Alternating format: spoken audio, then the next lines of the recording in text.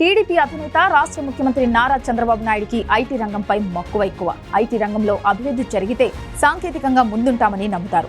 IT రంగం చంద్రబాబు మానసపుత్రిక రంగంగా పరిగణిస్తారు. ఇప్పుడు రాష్ట్రంలో ఐటీ, ఎలక్ట్రానిక్స్ రంగంపై ప్రత్యేక దృష్టి పెట్టారు ముఖ్యమంత్రి చంద్రబాబు నాయుడు. రాష్ట్రంలో ఐటీ, ఎలక్ట్రానిక్స్ రంగాల్లో 5 లక్షల మంది యువతకు ఉపాధి అవకాశాలు కల్పించాలని ప్రభుత్వం లక్ష్యంగా నిర్దేశించుకుంది. దీనికోసం స్టార్టప్ కంపెనీలను ప్రోత్సహించాలని భావిస్తోంది. వాటి ఏర్పాటుకు వీలుగా స్టార్టప్ అండ్ ఇన్నోవేషన్ పాలసీ 2024-29 తీసుకురావాలని భావిస్తోంది. ప్రధాన ఐటీ కంపెనీలు తమ కార్యకలాపాలను ద్వితీయ శ్రేణి నగరాలకు విస్తరించాలని యోచిస్తున్న నేపథ్యంలో వాటిని రాష్ట్రానికి తీసుకురావాలని టీడీపీ కూటమి ప్రభుత్వం భావిస్తోంది. విశాఖపట్నంలోని ఐఐఎం, తిరుపతిలోని ఐఐటి, ఇతర ప్రముఖ విద్యా సంస్థల సహకారంతో ఇతర రాష్ట్రాల్లో అమలవుతున్న ఉత్తమ విధానాలను అనుసరిస్తున్న ఉత్తమ స్టార్టప్లను గుర్తించి వాటిని రాష్ట్రంలో అమలు చేసేందుకు చర్యలు తీసుకోవాలని సర్కార్ నిర్ణయించింది. పౌరులకు సత్వర సేవలు అందించేలా యాప్ను రూపొందించాలని టాటా సంస్థ రూపొందించిన యాప్తో ప్రజలకు మెరుగైన సేవలు అందుతున్నాయి.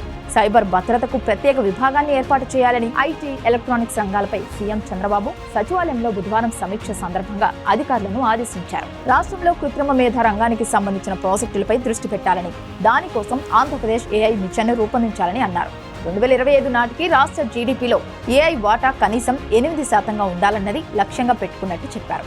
ఇందుకోసం విద్యార్థుల్లో ఏఐ రంగంలో నైపుణ్యాలను అభివృద్ధి చేయడంపై ప్రత్యేక దృష్టి పెట్టి రాష్ట్రంలో ఆర్టిఫిషియల్ ఇంటెలిజెన్స్ విశ్వవిద్యాలయాన్ని ఏర్పాటు చేయాలని ఎస్ఆర్ఎం విశ్వవిద్యాలయం భావిస్తోంది.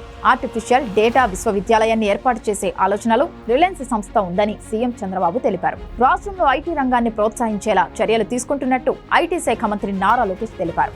ఏఐ ద్వారా ప్రజలకు సత్వర సేవలు అందించడంపై దృష్టి సారిస్తామని, ఐటీ రంగంలో మెరుగైన అభివృద్ధికి తీసుకోవాల్సిన చర్యలపై ప్రణాళిక రూపొందిస్తామని మంత్రి లోకేష్ పేర్కొన్నారు.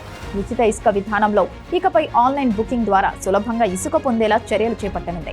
ఉచిత ఇసుక విధానంపై సీఎం చంద్రబాబు బుధవారం సచివాలయంలో సమీక్ష నిర్వహించారు.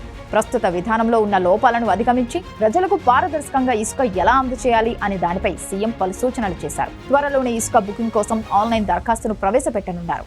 నిజంగా అవసరం ఉన్నవారు ఇసుక పొందారా, లేక మధ్యవర్తులు బుక్ చేసుకుని ఇతరులకు విక్రయించారా అనేది 3వ పార్టీ ద్వారా పరిశీలన చేయిస్తారు.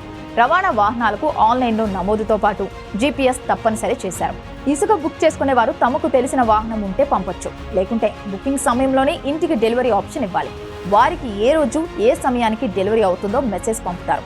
ఎక్కువ మొత్తంలో ఇసుక కావాలనుకునే బిల్డర్లు, కాంట్రాక్టర్ల కోసం ప్రత్యేకంగా ఆన్లైన్ బుకింగ్ సదుపాయం కల్పిస్తారు.